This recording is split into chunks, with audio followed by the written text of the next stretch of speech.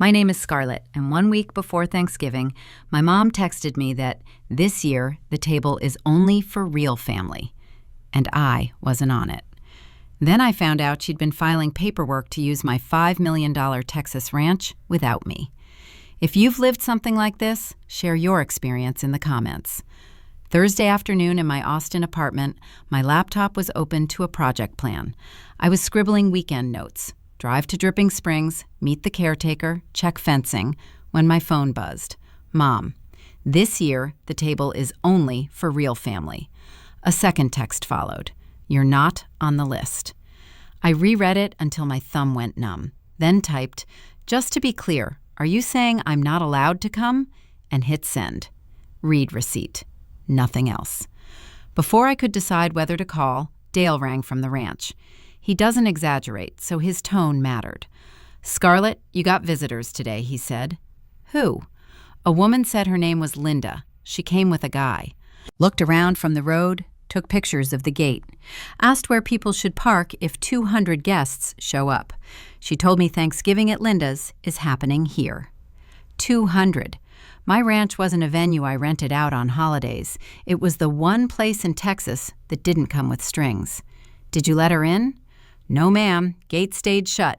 But the gate system's been offline since this morning. And the spare key lockbox on the post? Key's missing. An email notification popped up. Subject line, Hays County, special event/temporary use permit. I opened it. I forwarded it to my work email, printed the PDF, and underlined Linda's name twice before calling anyone else. The permit request was for Thanksgiving, November 28, 2024, at my ranch address. The contact name listed was Linda. The phone number wasn't hers. Attached was a DocuSign link labeled Authorization for Venue Use/Insurance. The sender address looked like mine, except one letter was wrong, the kind of mistake that only matters when someone wants it to. The county note said supporting documents were due by 5 p.m. tomorrow. If not, the application would be placed on hold and an inspector might come out. I called my mom. She answered immediately. Hey, honey. You just texted me I'm not real family, I said, and now Hays County has you listed as the contact for an event at my ranch. No denial, no confusion.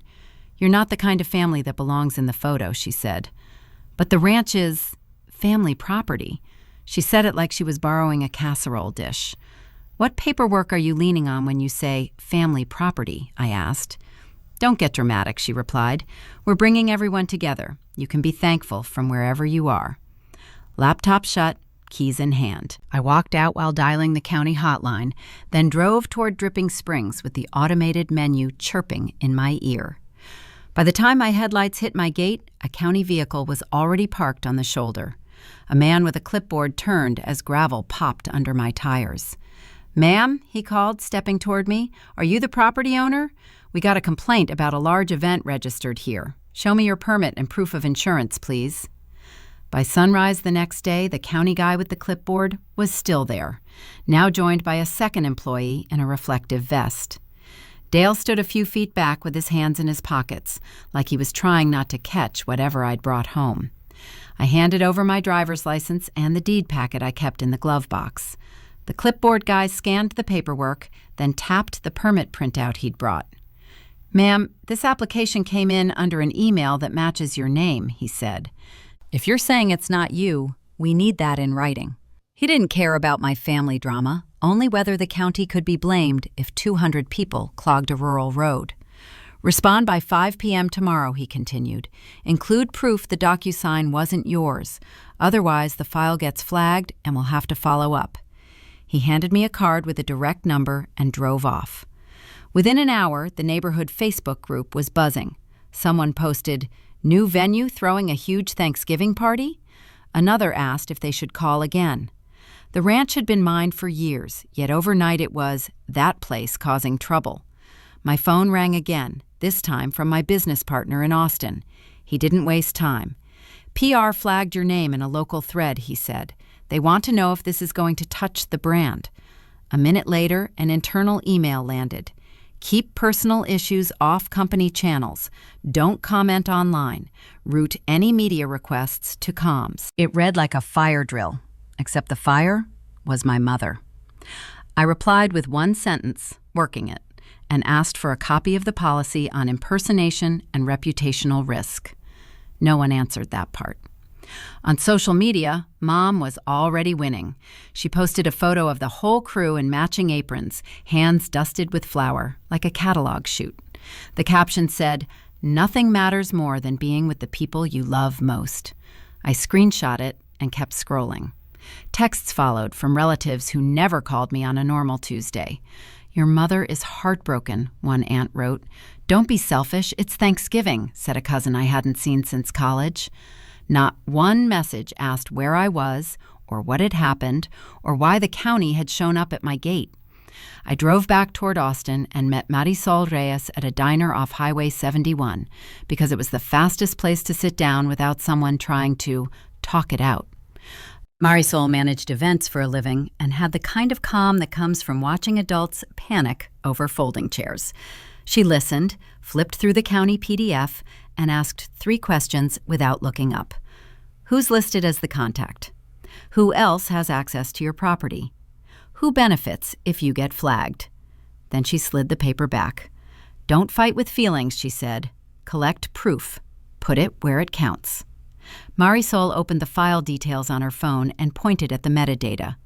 Submit from mobile, she said. She tapped the contact number and frowned. This looks familiar.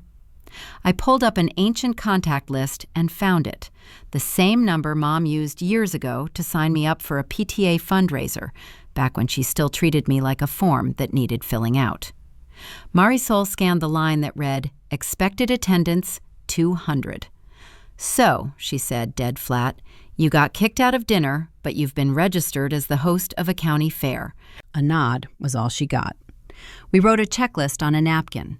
Change gate codes, swap locks, pull email logs, freeze anything tied to insurance, document every call, and keep Dale from letting anyone just take a look.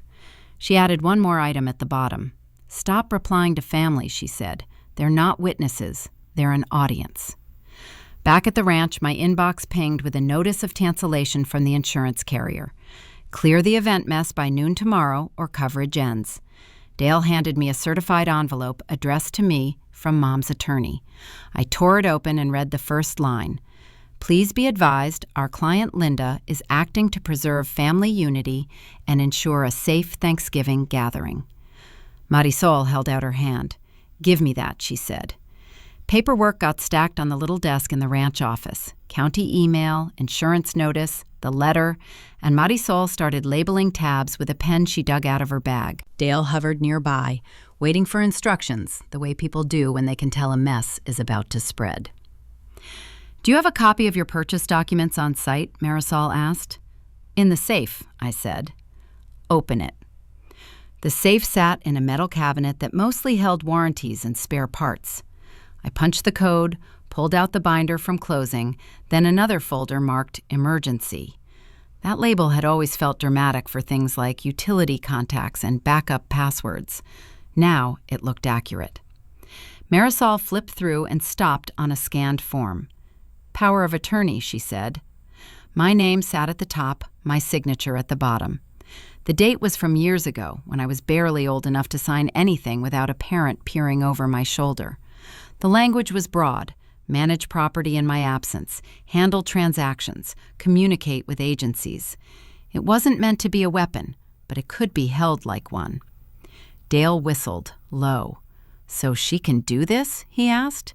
"She can try," Marisol said, "and people who don't know you will assume it's normal." The gate system log was next.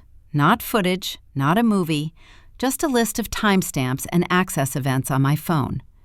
There was a clean gap right when Dale said the system went down. Not a gradual failure, more like someone cut the cord and waited for the doorbell to stop working. Marisol pointed at the blank stretch. "That's not glitchy," she said. "That's intentional." The smaller twist landed without fireworks. Mom wasn't only saying cruel things. She'd lined up paper and access so her story looked legitimate to anyone who didn't know the difference between family and entitlement. A text came through while Marisol was taking photos of the documents for a shared folder. It was from Linda. "Make it a big deal if you want," she wrote. "The more you fight, the more unstable you'll look." Attached was a screenshot of a relative's post. "Scarlett only cares about money. Cold. Ungrateful." Someone added a praying hands emoji underneath, like it was a funeral announcement. Marisol read it and slid the phone back. "She's coaching the audience," she said. "Stop playing to them." The next call went to my cell carrier. I kept the conversation short and practical because they punish emotions with hold music. "Has my account information been changed recently?" I asked. The rep hesitated, then confirmed there'd been an update to a recovery email and a secondary phone number within the last month. She wouldn't say what had been entered, but she could lock the account and start a fraud review. "Do it," I said, "and document it." After that, a locksmith came out to swap the gate hardware and reprogram the keypad. He walked up, checked the panel, then shook his head. "Can't touch it," he said. "Why not?" Marisol asked. He pulled out his phone and showed a text from a number neither of us recognized. "Someone sent me a copy of an authorization form," he said. "Power of attorney. Told me to keep the current setup. Said the owner's having issues." He said issues like it was a standard industry term, like weatherproofing. Marisol didn't argue. She just asked him to forward the message and his invoice history. He did it, then left fast, like he didn't want to be dragged into family court over a gate code. The only move left that made any sense was going straight to Linda. The drive to her suburb took less than an hour, but it felt like crossing a border. Marisol rode shotgun and stayed quiet, scrolling through the county permit PDF again, highlighting anything with a date or a signature field. Linda opened the door before I knocked twice. She looked put together, makeup, sweater, hair done, like she had an appointment to be right. "You're making this ugly," she said. "You made it ugly," I replied. "You filed for an event at my property." She didn't deny it. "I'm doing it for family," she said. "Everyone needs a place to gather." "Well, you told me I'm not real family," I said. "That's not what I meant," she snapped, then steadied herself. "You've done so well. You're wealthy now. Let your own family use the ranch for one day. What's the harm?" Marisol stood behind me, silent and still, letting the words hang exactly where they landed. "So, you're hosting Thanksgiving at my house," I said, "and I'm still not invited to the table?" Linda's jaw tightened. "You don't have to be so dramatic," she said. "You could just cooperate." "Cooperate with what?" I asked. "A forged email? A permit I didn't file? Paper you've been holding since I was barely an adult?" Her face changed at that. Not guilt, calculation. "You need to leave," she said, loud enough for a neighbor to hear. A porch light across the street clicked on. A curtain moved. Marisol leaned in slightly. "She wants witnesses," she said, barely moving her lips. Linda stepped back and raised her voice again. "Get off my property," she said. The patrol car arrived faster than it should have. The officer walked up, hand resting near his belt, eyes taking in Marisol, then me, then Linda. "Ma'am," he said to me, "I'm going to need you to step away from the door." Linda folded her arms like she'd rehearsed it.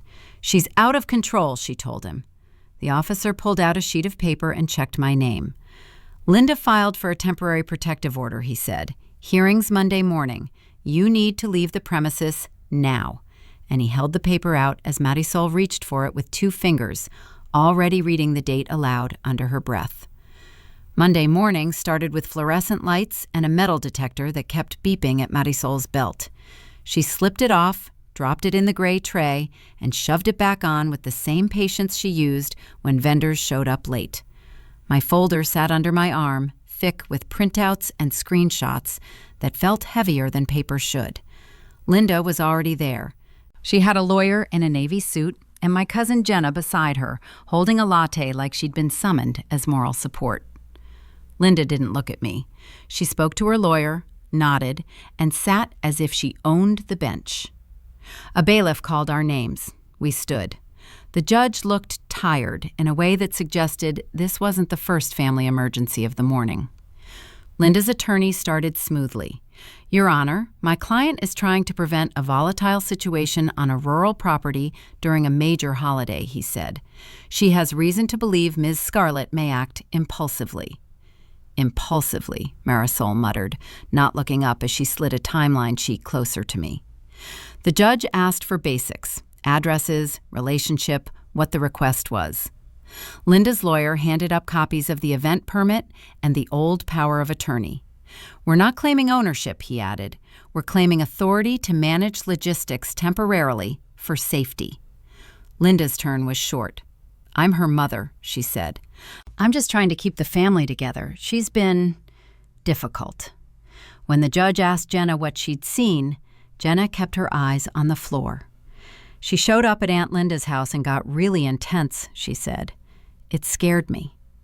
The judge turned toward me. Ms. Scarlett, do you contest that you appeared at your mother's residence? He asked. Yes, I said. I went there because she registered an event at my property using my name. Linda's attorney cut in. Your Honor, even if that's her belief, the situation escalated, he said. We're asking for a temporary restriction to avoid contact and prevent trespass until paperwork is sorted. Marisol leaned toward the table and slid a small stack forward. We have evidence of impersonation, she said. Metadata from the county PDF, screenshots of the contact number, and service logs showing the gate system was interrupted. The judge glanced at the pages without reading them. I'm not adjudicating fraud today, he said. I'm making a short-term decision to prevent confrontation. My mouth opened, then closed. The words available were either emotional or procedural, and the judge didn't want either. I'm requesting access to my own ranch, I said. I have livestock, staff, and contractual obligations. The judge nodded once, like he'd heard similar sentences 1,000 times. I understand, he said.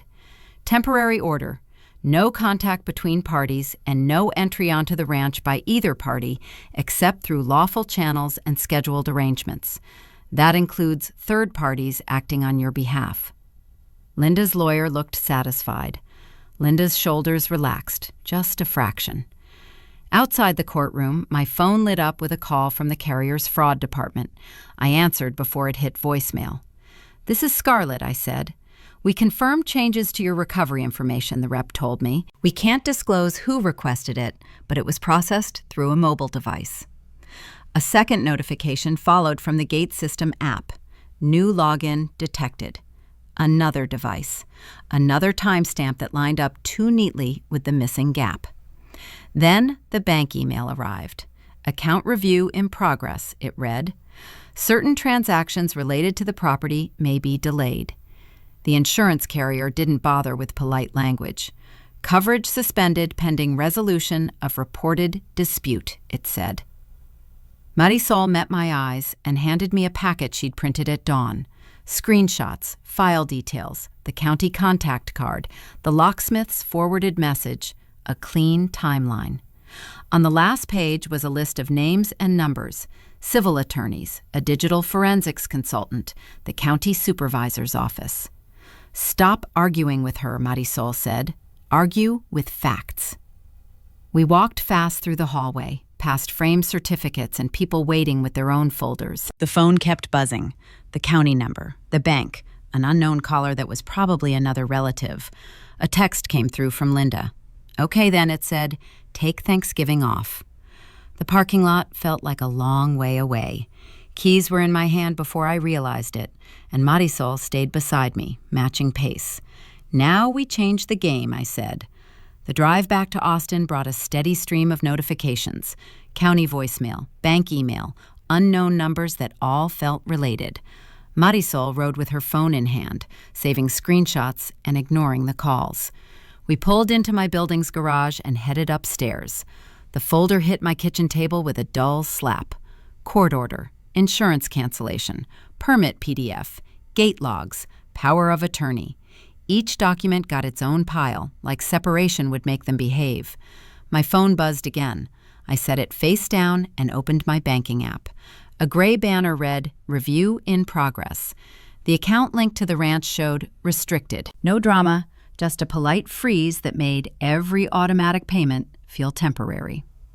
A wall calendar hung by the fridge. Thanksgiving was 4 days away. I circled the date so hard the paper tore, then taped it back together.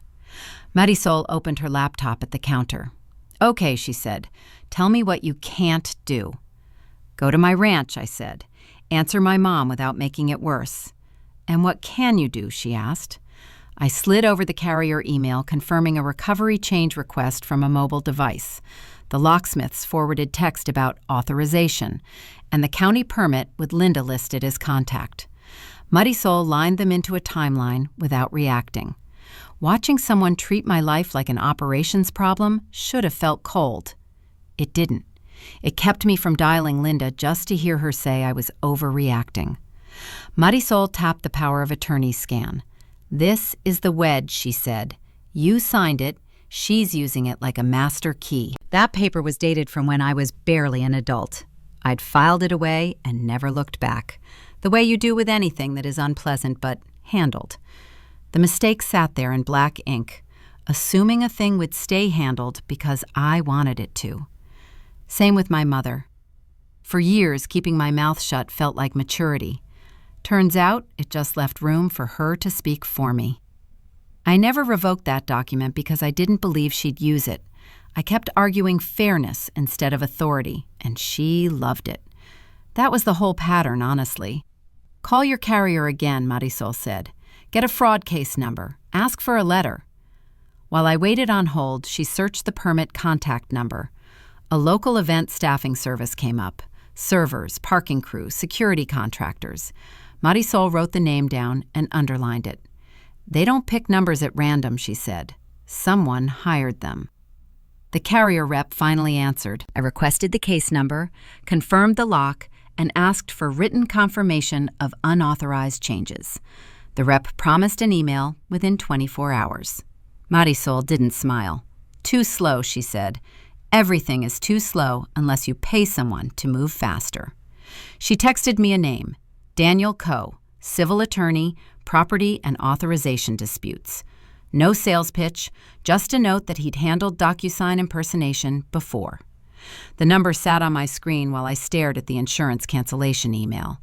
Hiring a lawyer meant the fight wasn't family stuff anymore. It also meant my company might hear about it, because legal bills don't hide well when your life is braided with work. Marisol watched the hesitation. "If you don't pay for structure," she said, "your mother will." I called Daniel's office, asked for an emergency consult, and took the first opening. Marisol drove because my hands were still unsteady enough to make merging a bad idea. Daniel met us in a small conference room and flipped through my binder while I spoke in dates and documents. "This is a control play," he said, stopping on the permit. "She's building a record that you're the problem." "I'm not here to argue with my mother," I told him. "I want to shut every door she's using." He slid a retainer agreement across the table. "I can start today," he said, "but once we push, she'll push harder." Marisol held my pen out like it was just another tool. I signed, initialed, and watched Daniel stamp the page as his assistant walked in with a scanner and asked for copies. Daniel's assistant fed my documents into the scanner like she was copying a cookbook. The machine word spat out neat stacks and turned my week into a searchable file. Marisol sat across from me with her laptop open, building a timeline down to the minute. Daniel didn't ask how I felt. He asked what I could prove. "Start with the impersonation," he said. Marisol slid him the county permit PDF and the metadata screenshot. "Submitted from mobile," she said. Daniel nodded once and pulled a legal pad closer. "Next, the email," he said. The forensics consultant Daniel brought in was named Priya. She spoke like someone used to telling bad news without drama. "That one letter off address isn't a typo," Priya said. "It's an impersonation pattern, and your account has a forwarding rule tied to a secondary mailbox." She turned her laptop so we could see a list of rules and timestamps. Someone added a rule that forwards certain messages, anything with words like permit, DocuSign, insurance, to an external address, she said. That means you didn't just miss the emails, they were routed away. Daniel tapped his pen against the table. So when the county thinks she got notifications, she didn't, he said. And when she thinks she's responding, she's not. Priya pulled up the gate system logs next. It wasn't footage, just entries. Power status, access attempts, disconnects. This drop isn't random, she said. The system loses power all at once, then comes back after a vehicle enters and sits near the lockbox. Marisol set down a printout from Dale, a note about the missing spare key and the time he noticed the outage. Daniel looked at me. Your caretaker didn't imagine it, he said. Someone physically interrupted power. That was the first moment the whole thing stopped looking like a nasty holiday text and started looking like a plan with steps. Daniel made a few calls while Marisol and Priya kept digging. One call was to the event staffing company tied to the permit contact number. Daniel didn't introduce the family part. He used my address, the permit date, and a neutral voice. Hi, he said. I'm calling about a staffing request for November 28th. I represent the property owner. He listened, wrote, and asked for the email chain for verification. And when he hung up, he slid his notes toward us. The 200 guests figure wasn't pulled from thin air, he said. They have a head count and a service list. Parking attendants, security, servers. They quoted it. Marisol's jaw tightened. 200 is a purchase order, she said, more to herself than anyone else. Priya opened the email chain Daniel's office received and flagged a message that had been forwarded to the staffing coordinator. It was from Linda. Same tone she used with me, calm, confident, entitled. Need staff for 200, her email read. Family Thanksgiving at my daughter's ranch. Another message sat underneath. A spreadsheet of names, meal notes, and arrival times. Not random, not hypothetical. It looked like a guest list that had been curated. Daniel turned another page in the binder. And this, he said, holding up the old power of attorney, is her lever. He explained it in plain terms. Banks, insurers, and county offices see an authorization document and default to treating it as legitimate until proven otherwise. Linda didn't need to own my ranch. She just needed enough paperwork to sound official. Marisol added a screenshot she'd collected from a relative's post, cropped and dated. The caption bragged about my ranch like it belonged to the family brand. Priya dropped one more item into the shared folder, a login alert from the cloud system tied to my gate notifications, traced to a device not on my account history. Daniel sat back. This isn't about her wanting a turkey dinner, he said. It's about her controlling the story. She hosts at the $5 million ranch. Everyone praises her, and when you object, you become the unstable daughter ruining Thanksgiving. His phone buzzed. He checked the screen and sighed. She's escalating, he said. He forwarded me an email from Linda's attorney, a supplemental witness statement from Jenna. It claimed I'd threatened to throw the entire family off the property and that I'd been erratic. It was written in the same tidy tone as Linda's earlier letter, just dirtier in content. Daniel called my bank on speaker next. The fraud department rep listened, then delivered the answer everyone hates. We understand your concerns, the rep said, but at this time, the documentation provided isn't sufficient to lift the review immediately. We need either a court determination or clear confirmation that the authorization was invalid. Marisol closed her laptop halfway, then opened it again, like shutting it would be admitting defeat. So the lock stays, she said. Daniel didn't argue with the rep. He asked for the case number, the name of the department, and the exact requirements in writing. When the call ended, he looked at me. The temporary order still limits access, he said. And if anything goes sideways at that ranch on Thanksgiving, the public version will be owner lost control. His assistant stepped in with another printout, fresh, warm paper. New filing came through, she said. Daniel scanned it, then slid it across to me. Linda just requested an extension through the holiday, he said. She's also asking for temporary authority to manage the property for event safety. My calendar app was open on the table. Thanksgiving sat there like a deadline with teeth. The phone started ringing again. County, bank, unknown, and my hand moved toward it as Daniel said, "We have a few days to stop her," while Marisol was already typing up the next list of calls. Daniel moved fast. By Tuesday morning, he had 3 letters on his letterhead, one to Hayes County, one to my bank's fraud unit, one to the insurance carrier, each saying the same thing. There were signs of impersonation, and no one was to rely on that old power of attorney until identity was verified.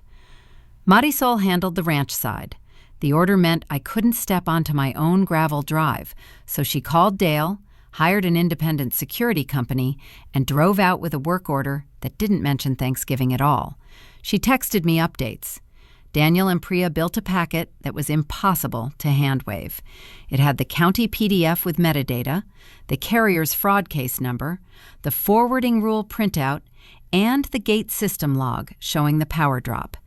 Priya added device details and IP history in plain English, the way you write when you expect someone to pretend not to understand. The part that surprised people came from me. Instead of pleading with relatives, I posted a public invite. If your family shut you out this Thanksgiving, you have a seat at my table. It had an RSVP link, arrival window, parking rules, and one line that said, "No alcohol served to anyone driving." Within an hour, strangers started sharing it with comments like, "This is the first holiday I'm not dreading." Mom went on offense. Calls hit my phone from numbers I didn't recognize, then texts from relatives repeating the same script. "Your mother is worried about you. Why are you doing this online?" One uncle wrote, "Stop embarrassing the family." I didn't answer. Daniel did, in writing. Wednesday afternoon, Marisol called from Dripping Springs. Her voice stayed level, but it had that edge she got when someone tried to bluff her. "Your mom sent someone," she said. "Guy in a polo. Says he's checking readiness." Dale had been told to stay back and document. The security team had placed a discreet recording device aimed at the lockbox post and the gate panel, both newly sealed. Marisol didn't touch anything. She watched from her car and let the feed capture what it captured. A few minutes later, my phone buzzed with a file upload from Marisol. The video showed the guy stepping up to the lockbox, pulling out a key, and opening it like he owned it. He spoke into his phone. "Sister Linda," he said, loud and clear. "I'm in." He closed the lockbox, tried the gate controls, and frowned when nothing responded. That's when he looked directly at the sealed panel, like he realized the easy part was over. Marisol sent another message, forwarding to Daniel now. Priya didn't waste time. She matched the timestamp on the video to the gate log, then pulled the e-signature trail from the DocuSign link the county had received. The signature token traced back to a device tied to Mom's Apple ID, the same one she used to stream church services and post family photos. Daniel walked the evidence into the county office with a formal notice. Mom's lawyer emailed back within the hour. "My client is simply concerned for safety," it said. "She is not technically inclined." Hayes County called me on speaker with Daniel present. "Ms. Scarlett," the supervisor asked, "how many attendees are you expecting on November 28th? 200, I said, "but they're my guests, not 200 people my mother invited to my property." There was a pause. Then the supervisor cleared her throat. "That permit under Linda's name is being revoked," she said. "A cease and desist will be issued today." My bank followed with a partial release and a written note that the review would narrow to the disputed items. The insurance carrier reinstated coverage, contingent on the county revocation and the pending fraud investigation. Daniel filed to modify the temporary order based on impersonation and attempted entry. Late that evening, Marisol drove me past Mom's house. The porch light flicked on. A uniformed deputy and a process server walked up together. Linda opened the door, smile ready, then froze when she saw the papers. Her phone started ringing from the kitchen again and again while the server read her name. Thanksgiving morning, Daniel emailed me the signed trespass warning the deputy had issued for my ranch and a short note from Hayes County confirming the permit under Linda's name was dead. The language was plain and dull, which was exactly what I wanted. No family unity, no feelings, just dates, addresses, and consequences. My phone filled up anyway. Jenna texted, "I didn't know she was doing all that." An aunt sent, "Can we talk?" Another cousin asked if Mom was okay. That was the first time anyone in the family used the word okay about her, not me. I replied to none of them. Daniel replied once in writing and copied me. A few apologized. Most wanted it to vanish. Marisol met me at the ranch gate with a clipboard and a roll of wristbands. "Check in," she said, like we were hosting a charity 5K. Dale had a folding table set up by the drive. Security stood a few steps away, polite and bored. When the first car pulled in, a man in his 50s stepped out and held up his phone. "RSVP for 2, he said. "My kids are in another state. My ex has the grandkids. I figured I'd eat a sandwich alone." He looked embarrassed, like loneliness was a parking violation. "Name?" Marisol asked. He told her. She handed him 2 wristbands and pointed to the sign that said, "Park here, walk in." "You're good," she said. By noon, the guest list had stretched past 200, and the crowd didn't feel like a crowd. People carried trays, moved chairs, offered to wash dishes without being asked. Someone fixed a wobbly table leg with a piece of cardboard and didn't announce it like a hero. I kept busy the way Marisol taught me. Rules first, then warmth. The kitchen tent ran on a schedule. The parking lot stayed organized. Nobody wandered toward the barns. Every time a stranger thanked me, the words came out simple. "Glad you're here," I said. A woman about my mom's age pressed my hands for a second and said, "Real family is whoever shows up and acts right." She didn't ask my last name. She didn't need it. Around 3, a reporter from a local station asked for a quick interview near the long tables. Daniel had approved it with one condition: no mention of my mother, no legal commentary. The reporter stuck to it. "So why did you do this?" she asked. "Because being left out doesn't end the day," I said. "And because my $5 million Texas ranch is mine, even after she told me I'd never own it." That night, the segment aired. Marisol sent me a clip. The anchor called it "A Thanksgiving for the Forgotten." Dale laughed once and said, "Your mom's gonna love that title." She did. My phone rang with Linda's number while I was carrying a pan back to the kitchen tent. I stared at it until Marisol lifted an eyebrow. "Want me to answer?" she asked. "No," I said, and set the pan down. Linda called again. Then she left a voicemail. Then she texted, "Next year, is there room?" Marisol looked at the RSVP list on her tablet and said, "At least this time, your real family has check-in and wristbands." I didn't laugh, but the corner of my mouth moved. My reply to Linda was one line: "This table is for people who notice when someone is missing." Daniel had already arranged the lock change, but I wanted to do the last part myself. After most guests headed out, I walked to the gatepost with a new padlock and a small envelope. The old spare key went into the envelope. I wrote "Void" across the front, slid it into the safe with the rest of the paperwork, and spun the dial. Back at my phone, I silenced Linda's contact, hit block, and watched the screen confirm it. The long tables were still full of half-finished pie and stacks of paper plates. Marisol was stacking chairs with 2 strangers like they'd known each other for years. "Need a hand?" someone called. I stepped toward them, grabbed the end of a table, and started lifting.